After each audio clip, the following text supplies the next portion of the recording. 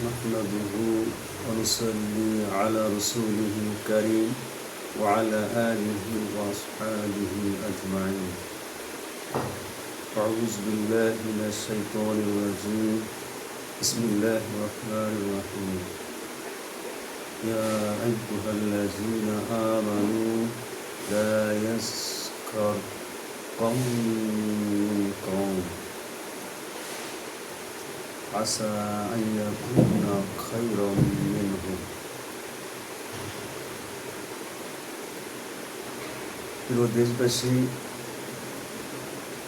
আপনারা অবশ্যই অবগত আছেন যে 2-3 দিন আগে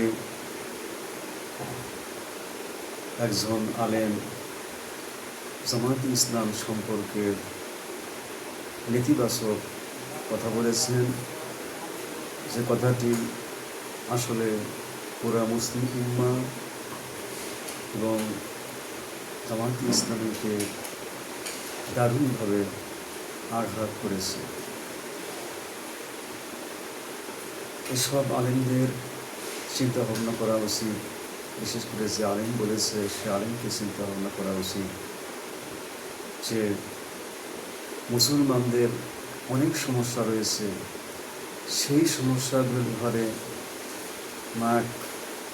না গুলিয়ে তারা বরং যারা এদেশে গোটা বিশ্বে ইসলামকে, কোরআনকে কায়েম করার জন্য চেষ্টা করতেছে, তাদের বিরুদ্ধে কথাবাজি করতেছে।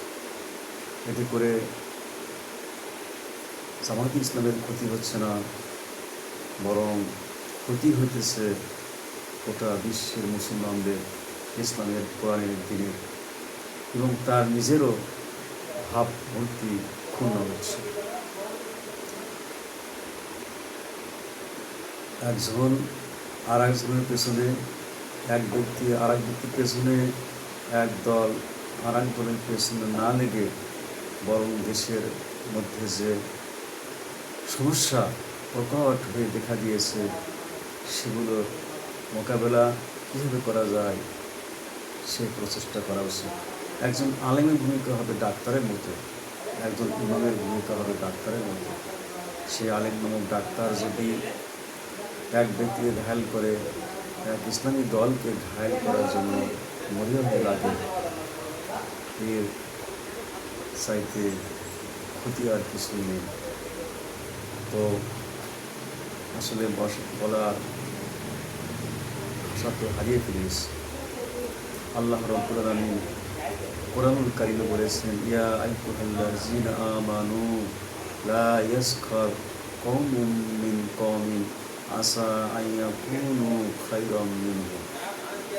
হে ইমানদারগণ, তোমরা এক গোষ্ঠী আর এক গোষ্ঠীকে উপহাস করো না, বিদ্রুপ করো না, ঠাট্টা করো না।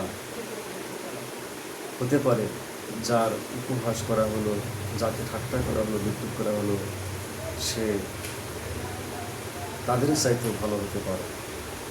তো এই আয়াতের আলোকে, অর্থাৎ যারা আলেম, বিশেষ করে যারা আলেম, তারা তো কোরআন এবং হাদিস প্রথম থেকে নিয়ে শুরু করে শেষ পর্যন্ত তারা গবেষণা করে, চিন্তা ভাবনা করে। অথচ এই আয়াত কী বার্তা দিচ্ছে? আর এই বার্তা দিচ্ছে একজন যে লা ইলাহা ইল্লাল্লাহ করে ইসলামের মধ্যে দাখিল হয়েছে, তাকেই তো আল্লাহ রাব্বুল আলামিন বলছেন, ইয়া আইয়ুহাল্লাযীনা আমানু, হে ওই সমস্ত লোক যারা ঈমান এনেছে।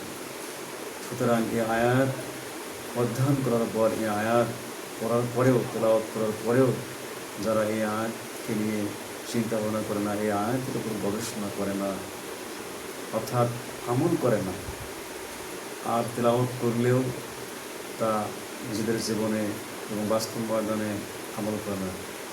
যদি সে আলেম এই আয়াতের উপর আমল করত, তাহলে অবশ্যই সে একটা বিরাট ইসলামিক দল বাংলাদেশের মধ্যে, অর্থাৎ গোটা পৃথিবীতে যারা নেতৃত্ব দিচ্ছে তাদের বিরুদ্ধে কোনো ক্রমেই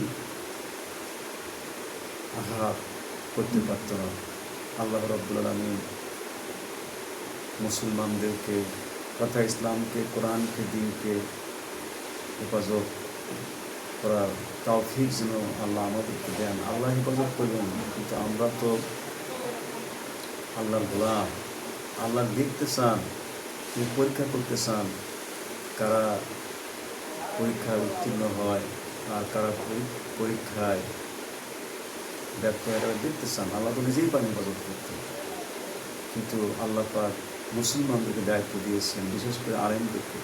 সুতরাং এক আলেম আর এক আলেমের বিরুদ্ধে, এক ব্যক্তি আর এক ব্যক্তির বিরুদ্ধে, এক দল আর এক দলের বিরুদ্ধে কাদা সরাসরি না করে দেশের যে প্রখর যে সমস্যা, এই সমস্যার মোকাবেলায় আমরা সবাই ঐক্যবদ্ধ হয়ে কাজ করি। আল্লাহ পাক সবাইকে তৌফিক দান করুন। আসসালামু আলাইকুম ওয়া রাহমাতুল্লাহি ওয়া বারাকাতুহু।